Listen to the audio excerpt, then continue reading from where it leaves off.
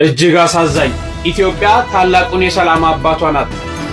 ሙስሊም ክርስቲያን ነው አገራችን የለም እንዲያል የዘኛ ሙስሊሙ ክርስቲያኑ እኩል ነው። ክፉ አትናገሩ፣ ፖለቲካ አትናገሩ፣ ግን የአላህ ብላችሁ ለምን ምን ችግር አለ? ለኢትዮጵያም ጥሩ እኮ ነው። ሙፍቲ እኔ ነኝ ለምን ያመጣኋቸው? ሙፍቲ መጡ፣ አይ እኔ ይቅርብኝ፣ እኔ ብዙ መከራ አይቻለሁ፣ አሁን በቃኝ አሉ። አይ እንዲያግዙኝ ስለምፈልግ በመከራ ውስጥ አልፈው አብረን እንሰራለን ይቆዩ አልኳቸው። የሀገራችን ዋርካ ወደቀ። ሀገራችን ኢትዮጵያ ትልቅ አባቷን አጣች። ለሙስሊሙ ማህበረሰብ ብቻ ሳይሆን ለክርስትና ብቻ ሳይሆን ለሰው ለተባለ ለሁሉ አባት የሆኑና የሰውነት መለኪያ የሆኑት ሀጂ ሙፍቲ በሞት ከዚች ዓለም ተለያይተዋል፣ በሞት አርፈዋል። ሀጂ ሙፍቲ የሀገር ባለውለታ የሆኑ ፍቅር የሚሰብኩ አንድነትን የሚሰብኩ አባት ናቸው። በሁሉም በሰው ዘንድ ተወዳጅ የሆኑ አባት ናቸው። ሀገራችን ትልቅ አባት የሀገር ሀብት የሆኑትን ትልቅ አባት አታለች። የሚያሳዝን ልብ የሚሰብር ዜና ሰማን። አሳዛኝ ኢትዮጵያ ታላቁን የሰላም አባቷን አጣች። ተቀዳሚ ሀጂ ሙፍቲ እንድሪስ ሕይወታቸው የማህበረሰብ መገናኛ ድልድይ፣ ቃላታቸው የሰላም መልእክት፣ ተግባራቸው ደግሞ ለሰው ልጆች የፍቅር ምስክር የሆኑ ታላቅ አባት ነበሩ። የእሳቸው ሞት ለሙስሊሙ ማህበረሰብ ብቻ ሳይሆን ለመላው ኢትዮጵያ ትልቅ ጉዳት ነው። ዛሬ ሀገራችን ኢትዮጵያ ለህዝቦቿ አንድነት፣ ለእውነት፣ ለእርቅና ለስምምነት ጊዜያቸውን የሰጡ ታላቅና አባት አጣለች። የፍቅር የአንድነትና የብዙ በጎ ትሩፋት ባለቤት የሆኑት አባት በኢትዮጵያውያን ልብ ሁሌ ይታሰባሉ። ተቀዳሚ ሀጂ ሙፍቲ ዑመር እንድሪስ ከዚህ ዓለም በሞተ ስጋ ተለይተዋል። አምላክ ፈጣሪ ነፍሳቸውን ይማር። የኢትዮጵያ ኦርቶዶክስ ተዋሕዶ ቤተክርስቲያን የተሰማትን ጥልቅ ሐዘን አሰምታለች። የኢትዮጵያ ኦርቶዶክስ ተዋሕዶ ቤተክርስቲያን በተቀዳሚ ሙፍቲ ሀጂ ዑመር እንድሪስ ህልፈት የተሰማትን ጥልቅ ሐዘን ገልጻለች። ቤተክርስቲያኗ ባስተላለፈችው የሐዘን መግለጫ የተቀዳሚ ሙፍቲ ሀጂ ዑመር እንድሪስን ዜና እረፍት የሰማነው በታላቅ ሐዘን ነው። ተቀዳሚ ሙፍቲ ሀጂ ዑመር እንድሪስ የሰላም፣ የፍቅር፣ የአንድነት ተምሳሌት አባት ነበሩ ስትልም ገልጻለች። በሁሉም ኢትዮጵያን ዘንድ የተወደዱና የተከበሩ የነበሩት ተቀዳሚ ሙፍቲ ሀጂ ዑመር እንድሪስ በመላው ኢትዮጵያን ዘንድ በመልካም ስብዕናቸውና በርህራሄያቸው በታሪክ ሲታወሱ እንደሚኖሩ አመላክታለች። ቤተክርስቲያኗ በእኒህ የኢትዮጵያን ሁሉ አባት በነበሩት በተቀዳሚ ሙፍቲ ሀጂ ዑመር እንድሪስ ህልፈት የተሰማትን ጥልቅ ሐዘን ገልጻለች። ለቤተሰቦቻቸው፣ ለወዳጅ ዘመዶቻቸውና ለኢትዮጵያን በሙሉ መጽናናትን እንደምትመኝም ገልጻሉ። ሙስሊም ክርስቲያን በየአልመጥ አገራችን የለም እንዲያል የዘኛ ሙስሊሙ ክርስቲያኑም እኩል ነው። ድሃውም ሀብታሙም እኩል ነው። ባለስልጣኑም ሌላውም እኩል ነው። የዘንዳ እንዲህ ያለ ነውና እንዲህ ያለ ላርግለት ለብቻ ክብሮት ለሰጠው የሚል ሐሳብ የለኝም። የዘንዳ እንዲህ ያለኝ ስለዚህ ለሁሉም ምን ያላሳለው አዝናለሁ። ምናልባት ይሄ ይሆናል እንጂ ያበላሁት የለኝ፣ ያጠጣሁት የለኝ፣ ገንዘብ የሰጠሁት የለኝ፣ የዋልኩለት የለኝ። ሁለተኛ ደግሞ ስናገርም ደግሞ ይሄ ነገር ተቀባይነት ያገኝ፣ ይሄን ነገር ሰው ይወደደው እያልናገርም ትክክለኛው ነገር ለህዝብ የሚጠቅመው፣ ለሀገር የሚጠቅመው፣ ለመንግስት የሚጠቅመው ይሄ ነው ብዬ ነው የምናገረው። አገሬን ባልወድ ኑሮ ሳዑዲ እንዲቀመጥ ተለምኛለሁ፣ ካናዳ እንዲቀመጥ ተለምኛለሁ፣ አሜሪካ ተለምኛለሁ። አሁንም እየተለመንኩ ነው እና ጥሩ እየተባልኩ ነው። እኔ አገሬን ባልወድ ኑሮ ተካናዳ አልመጣም ነበር። ካናዳ ዱንያ አዲስ ነው፣ ሃይማኖትም አዲስ ነው፣ ሁለመናው አዲስ የሚካሄድ ነው። በጣም በጣም በጣም ጥሩ ሀገር ነው። ተዛ አልመጣም ነበር። ስለዚህ አገሬን እወዳለሁ።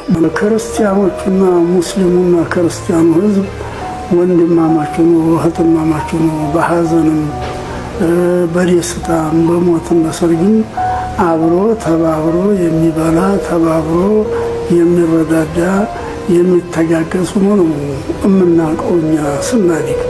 ቄሶቹም ቢሆኑ በሀገራችን ቄሶች አሉ፣ እንደዚሁም ዑለማው አለ። አብሮ ተባብሮ ተዛዙ። የሃይማኖት ልዩነት በሀገራችን ሰምተን አይተናናቅም።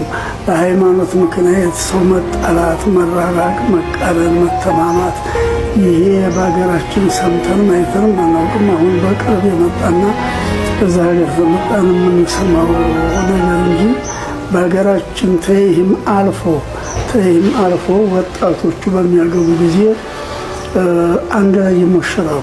ክርስቲያኑ ወጣትና ሙስሊሙ ወጣት አንድ ላይ የሚሞሸርበት ሀገር ነው። እኔ አሁን የኔ ወንድም ክርስቲያኖቹ ጋር አብረው ተሞሽረዋል። እነሱም እሱ ሲያገባ አብረው ተሞሽረዋል። የምንለየው በስጋ ብቻ ነው። እነሱ ለብቻ አርደው ለብቻ ስጋቸውን ያዘጋጃሉ።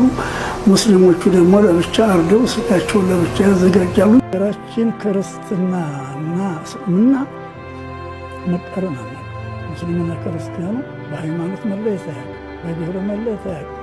በሀዘንም በደስታም በሰርግም በሞትም አንድ ላይ ሆኖ ተባብሮ ነው ተሰራ የምናውቀው። አንድ አስገራሚ ደሴ ያጋጥመኛል። ደሴ ለስብሰ ባህር የደሴ ባባስ ቀይ ናቸው፣ አረብ ይመስላሉ። እንትና ተመረዋል፣ ይሄ ግብፅ ተመረዋል። አዲያ ንግግሩን አንተ ከፈትልኝ እና ከፈቱኝ። ቅድም አባቶቻችን አያቶቻችን አንድ ነበሩ። በሀዘንም በደስታም በሞትም በሰርግም አንድ ላይ ነበሩ። ወጣቱ እንኳ አብሮ ይሞሸራል። ተቀዳሚ ሀጂ ሙፍቲ የእስልምና እምነት መሪ ቢሆኑም ነገር ግን ለሰው ለተባለ ሁሉ እምነት ሳይለዩ በአንድነት ለሁሉም የሚቆሙና ለሁሉም የሚያስቡ ነበር። እስኪ አሁን ደግሞ የማስመለከታችሁ የአርቲስት ቴዲ አፍሮ የሀዘን መግለጫ ይሆናል። በዛሬው ዕለት በተሰማው የተቀዳሚ ሙፍቲ ሀጂ ዑመር ኢድሪስ እልፈተ ህይወት የተሰማኝ ጥልቅ ሀዘን ለመግለጽ ወዳለሁ። ተቀዳሚ ሙፍቲ ሀጂ ዑመር ኢድሪስ በሙስሊሙ ማህበረሰብ ብቻ ሳይሆን በመላው ወገን እጅግ ተወዳጅ፣ ሩሩህና ትሁት የጥሩ የሃይማኖት አባት ምሳሌ ነበሩ። በዛሬው ዕለትም በተሰማው እልፈተ ህይወታቸው በደረሰው ሀዘን ለቤተሰቦቻቸው፣ ለወዳጅ ዘመዶቻቸውና ለመላው የሙስሊም ማህበረሰብ መጽናናትን እየተመኘው ፈጣሪ ነፍሳቸውን እንዲምርልን ከልብ እመኛለሁ። ነፍስ ይማር። ኢትዮጵያ ለዘላለም ትኑር። ፍቅር ያሸንፋል። ቴዎድሮስ ካሳሁን። በአንድ ወቅት ከጠቅላይ ሚኒስትር ዶክተር አብይ ጋር የነበራቸውን ቆይታ ላስመልክታችሁ። እኔ ነኝ ለምኛ ያመጣኋቸው። ሙፍቲ መጡ። አይ እኔ ይቅርብኝ፣ እኔ ብዙ መከራ አይቻለሁ፣ አሁን በቃኝ አሉ። አይ እንዲያግዙኝ ስለምፈልግ በመከራ ውስጥ አልፈው አብረን እንሰራለን፣ ይቆዩ አልኳቸው። አይደል ሙፍቲ? የኔ ጉዳይ ሲቱም አንተ ላንተ ገብተናል አንድ ታረገናለህ ሲሉ በአንተ ላይ ችግር ሊመጣ እንፈልግም ይሉ ነበር። እኔ አንድ ዑመር ብጠፋ ብዙ ዑመር አለው አላህ ጸራቸው ነው። አሁንም ለዚህ ቤት እንቆሙ አላህ ነው እንጂ ዑመር አይደለም። እውነት ነው። እኔ ለሙፍቲ በጣም ነው ማዳለው፣ ለሼክ ኢብራሂም በጣም ነው ማዳለው፣ ለዶክተር ጂላኒ በጣም ነው ማዳለው። ሁሉ አባት ናቸው፣ ምንም ዲፍረንስ የላቸውም ለኔ ማለት ነው። እናንተ ግሩፕ ይኖራችሁ ይችላል፣ ለኔ ግን እነዚህ ሁሉ አባቶቼ ናቸው። ለይቻ ላያቸውም እንደ አንድ አባት ነው ማያቸው። እኔ የምፈልገው ሙስሊም አንድ እንዲሆን ነው። እኔ የምፈልገው እሱ ነው። መጀመሪያ ማዳላት በሚመለከት በዚህ እንውሰድ። ሙፍቲ ትወዳለህ ወይ ከሆነ አዎ አባቴ ስለሆነ ወዳቸዋለሁ። ሼህ ኢብራሂም ትወዳቸዋለህ? በጣም ወዳቸዋለሁ። ዶክተር ጂላኒ ትወዳለህ ወይ? አዎ ጥያቄ የለውም። ይሄ በሰላሙ ጊዜ ሼህ አህመድ ትወዳለህ ወይ? አዎ እዚህ ጋር ልዩነት የለም። ብዙ አዳልቼ ለብቻ የሰጠኋቸው ደሞዝ የለም፣ ለብቻ የከለከልኳቸው ደሞዝ የለም። ይሄው ስብሰባ ነው እኮ የሚያገናኘን ነገር የለም። ዱዓን ብታረጉ ችግር የለም። ክፉ አትናገሩ፣ ፖለቲካ አትናገሩ። ግን የአላህ ብላችሁ ብትለምኑ ምን ችግር አለ? ለኢትዮጵያም ጥሩ እኮ ነው እና ብዙ የሚያስጨንቅ አይደለም። አሁን ሁለታችሁ ስሩ።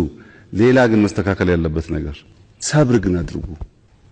ሙፍቲና ሼህ ኢብራሂም ለ10 ቀን ሊታዘዙና በጋራ ሆነው አረፋና የሚቀጥለው ጉባኤ በጋራ እንደ ወንድም ሊሰሩ ተስማምተዋል አይደለም? በእጅ አሳዩኝ። በእጅ አሳዩኝ። በእጃችሁ አሳዩ ተስማምተናል ብላችሁ። መጀመሪያ ሼህ ኢብራሂምና ሙፍቲ ቀራችሁን ታወጣላችሁ።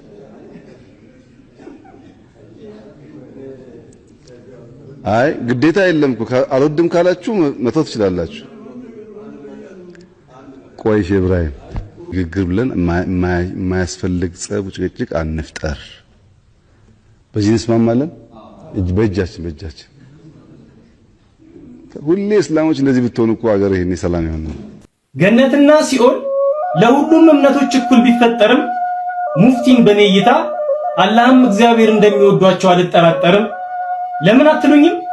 የአንድ እምነት መለኪያው ከዶግማው ባሻገር መልካም መሆኑ ነው ለወገን ለሀገር። ታዲያ ሙፍቲ ሀጂ ይፈልቅ ይመስል ካንደበታቸው ማር እሳቸው ሲሰብኩ እስላም ክርስቲያኑ ባንድ ነው የሚማር። እመቤቴ ሙፍቲ ሀጂን ካንጀት የወዳቸው ነበር። ምን አለ መልካም ሰው ይሞት ባል ነበር። ያህል ሲሆን ራት ምሳ በልቼ አላውቅም። ራቴን ምሳዬን በትልቅ አገልግል አስቀምጣለሁ። ለሌሊቱል ጁሙዓ ሙተዓሊም ይሰበሰባል፣ ለዛ ነው የማስቀምጠው። ጠዋት ግን ስትጠጣ የምትበላ ቆሎ አለች። ያችን ቆሎ ነው የምበላው 6 ዓመት ከ6 ወር ስቀመጥ። ራት ምሳ በልቼ አላውቅም። መዝሁም እያረስኩም እየነገርኩ እህል ተዋለሁ እያልኩ ታገል ነበር። ሸሆቹ ይቆጡ ነበር። ያላህ ስራ ነው። በጣም ጉዳት አለኝ። አጥንቴ እንዴት ሲላወስ ያስታውቀኛል። ወገቤ አጥንቴ የጉልበቴ ያሰንት አጠር ብለው የነበር ምን አደርጋለሁ ብዬ እንግዲህ ሀጅን ተከትዬ ዝመጣሁ። ሰውነት ይበልጥ የሚነበብባቸው ሰው መሆን እንዴት እንደሆነ ስለ ፍቅር መስበክ እንዴት እንደሆነ ጭምር ያሳዩን የእስልምና እምነት ተከታይ አባት የኛም አባት ሲሆኑ ዛሬ አርፈዋል። ያው ሰው አይደለም። ይቺ ሞቱ የሁላችንም ጥዋ ነች። ነፍሳችሁ በሰላም ትረፍ ብያለሁ። እንግዲህ ሰሞኑን በጸሎት ስናስባቸው ነበር። ነፍስ ይማር ተቀዳሚ ሙፍቲ ነፍስ ይማር ብያለሁ። ነፍሶት በሰላም ትረፍ። እስቲ እንደሳቸው ለመሆን ጥሩ አባት ሁኑ እላለሁ። መታደል ነው። ሁሌም በእኛ ጭንቅላት ይኖራሉ ከነ ምክራቸው። ይሄ መታደል ነው። ይሄ ሞቱ አይባልም። ያው እረፍት ነው ያደረጉት። ሰላም ፍቅር ለሀገራችን። ነፍሶት በሰላም ትረፍ። በመጨረሻ መላው ቤተሰቦቻቸው መጽናናትን እመኛለሁ። በርካታ ዋርካዎቻችንን እያጣን ነው። በርካታ ዋርካዎቻችንን እየተነጠቅን ነው። ለመቆማችን ምክንያት የሆኑ በጣም ጥቂት የጀርባ አጥንቶቻችንን እንግዲህ እኛን ለዚህ ለክፉ ሁኔታ ለክፉ ጊዜ እየተውን እያለፉ ነውና እንግዲህ ልብ ልንል ይገባል። ሀጂ ሙፍቲን ድጋሚ መፍጠር እስልምና ውስጥ አሁን የምታዩት ነው። ምንም የሚነገር አይደለምና ነገሮች ወዴት እንዴት እየከበዱ እንደሆነና በሁሉም ቤተ እምነት እንደ ሀጂ ሙፍቲ አይነት አባቶችን መፍጠር በጣም ከባድ ነው የሚሆነው። በጣም ይህ ዜና እንግዲህ ለአንድነትን ለሚወድ ፍቅርን ለሚወድና ሀገሩን ለሚወድ ማህበረሰብ እጅግ ልብ የሚሰብር ነው።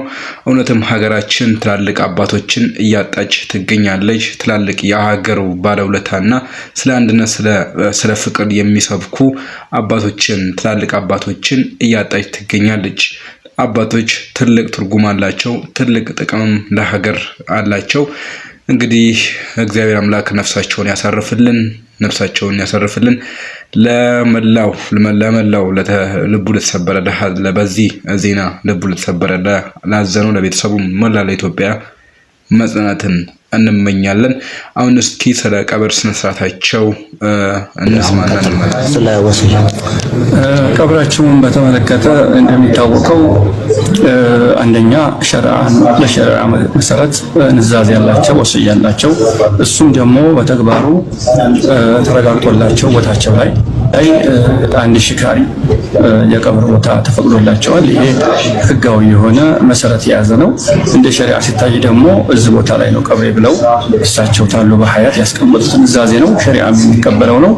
ይሄንን ሸሪዓም የሚያስከብረው ስለሆነ ከዛም አንጻራዊ ደግሞ በዶክመንት የተረጋገጠ ያ ቦታ የተፈቀደላቸው ማስረጃ ያለው ካርታም የተዘጋጀለት ያ ቦታ 1000 ካሬው ላይ የቀብር ስነ ስርዓት የእሳቸው ይፈጸማል። የቤተሰብ ቀጣይ የሚሆንበትን መንገድ እንዳለ ነው የምናውቀውና ንጽህና ሐቅ የሆነ ቀብራቸው እዛ ላይ ነው የሚፈጸመው ማለት ያ እንግዲህ በገጠር የተለመደ ያው ለአዲስ አበባ ነው እንጂ እሱን ደግሞ ገለጹላችሁ። ያ ደግሞ ሸሪዓ የሚደግፈው ነው። ምክንያቱም ብንወስድ ሐታ ነብዩ መሐመድ ሰለላሁ ዐለይሂ ወሰለም በእናይ መዲነቱል ሙነወራ ያው ቀብራቸው እዛ ውስጥ መስጊዱ ላይ እንደሆነ ይታወቃል። ማንኛ ጋር እሳቸው መስጊዳቸው ነው ያ ቦታ መስጊዳቸው ጎን ላይ ነው ይሄም እንትን የተደረገው።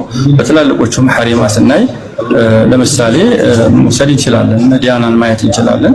ከዛም አልፎ ደግሞ ገታ ማየት እንችላለን። ትላልቅ መሻይኾች ያው ወይሃቸው ወይንም ቀብር ስነ ስርዓታቸው መስጊዳቸው ወይን ይሆናል። ምንም ሸሪዓ ጋር የሚጻረርም አይደለም፣ ሸሪዓም የሚደግፈው ነው። በዚህ መሰረት እሳቸውም ታሉ ባህታቸው ንዛዜውንም ተግባሩንም እንዲሁ ዶክመንቶቹንም አዘጋጅተው ጨርሰው ትክክል የሆነ መስመር የያዘ ነው ማለት ነው። ቀብር ስነ ስርዓት እዛ ነው የሚፈጸመው። እንግዲህ አሱ በቃ ይሄን ይመስላል። አሰላሙ አለይኩም ወራህመቱላሂ ወበረካቱ። እንግዲህ አላህ ሁላችንም ሰብር ይስጠን። አላህ እንግዲህ ጀነቱል ፊርደውስ ይወፍቃቸው። አስተባባሪ ተመልካቾች ለዛሬ ያመጣሁላችሁ ፕሮግራም ይሄን ይመስላል። ሌላ አዳዲስ መረጃ ይዤላችሁ እስከምመጣ ድረስ ሰላም ቆዩልኝ። ለዚህ ቻናል አዲስ ናችሁ እስካሁን ሰብስክራይብ ያደረጋችሁ ሰብስክራይብ ማድረጉን እርሱ ላይክ በማድረግ መረጃው ብዙ ዘንድ እንዲደርስ የበኩሉን እንዲወጡ መልእክቴን አስተላልፋለሁ። ሰላም ቆዩልኝ።